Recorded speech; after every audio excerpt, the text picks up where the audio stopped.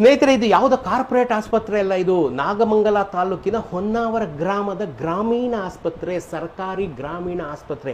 I repeat, government rural hospital. ಬಹಳ ಚಿಕ್ಕ ಹಳ್ಳಿನಲ್ಲಿರುವಂಥ ಆಸ್ಪತ್ರೆ, ಯಾವುದೇ ಕಾರ್ಪೊರೇಟ್ ಆಸ್ಪತ್ರೆಗಿಂತ ಮಜಬೂತಾಗಿದೆ. ಡಾಕ್ಟರ್ ಟಿಪ್ಪು ಸುಲ್ತಾನ್ ಇದಕ್ಕೆಲ್ಲ ಕಾರಣಕರ್ತ.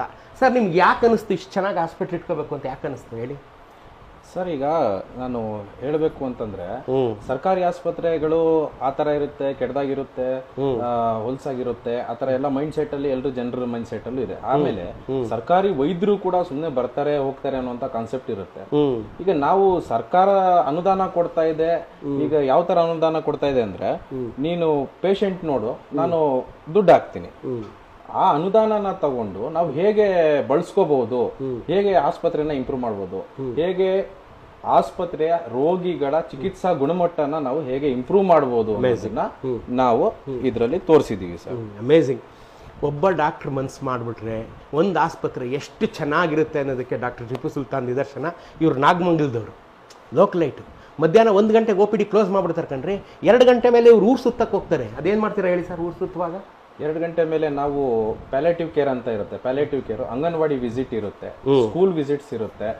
ಆ ನಂತರ ಸ್ಯಾಮ್ ಮ್ಯಾಮ್ ಮಕ್ಕಳು ಅಂತ ಇರ್ತಾರೆ, ಅಪೌಷ್ಟಿಕತೆ ಹೊಂದಿರುವಂತ ಮಕ್ಕಳು.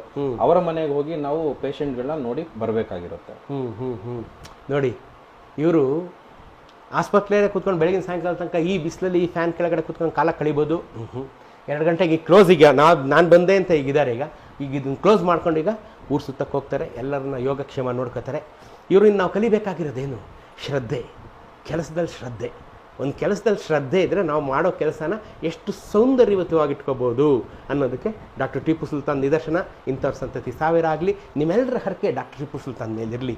ನೀವು ಇವರಿಂದ ಸ್ಫೂರ್ತಿ ತಗೊಳ್ಳಿ. ನಾವೆಲ್ಲರೂ ತಗೊಳ್ಳೋಣ ಇವರಿಂದ. ನಮ್ಮ ಕೆಲಸ ಎಷ್ಟು ಚೆನ್ನಾಗಿ ಮಾಡ್ಬೋದು ಅಂತ ಅಲ್ವಾ? ಡಾಕ್ಟ್ರಿಗೊಂದು ಹ್ಯಾಟ್ಸ್ ಆಫ್ ಹೇಳೋಣ. ಸರ್, ಇನ್ನೇನಾದ್ರು ನಮ್ಮ ಜನತೆಗೆ ಒಂದು ಮೆಸೇಜ್ ಹೇಳಿ. ನಮ್ಮ ಜನಕ್ಕೆ ಒಂದು ಮೆಸೇಜ್. ಜನತೆಗೆ ಮೆಸೇಜ್ ಏನಿಲ್ಲ. ಈಗಿನ ಸಿಚುವೇಶನ್ ಅಲ್ಲಿ, ಈಗಿನ ಸರ್ಕಾರ ಕೊಡುತ್ತಿರುವಂತಹ ಸವಲತ್ತುಗಳಲ್ಲಿ ನಾವು ಆಸ್ಪತ್ರೆಯನ್ನ ಹೇಗೆ ಇಂಪ್ರೂವ್ ಮಾಡಬೇಕು ಅನ್ನೋದನ್ನ ಮಾಡಿದೀವಿ.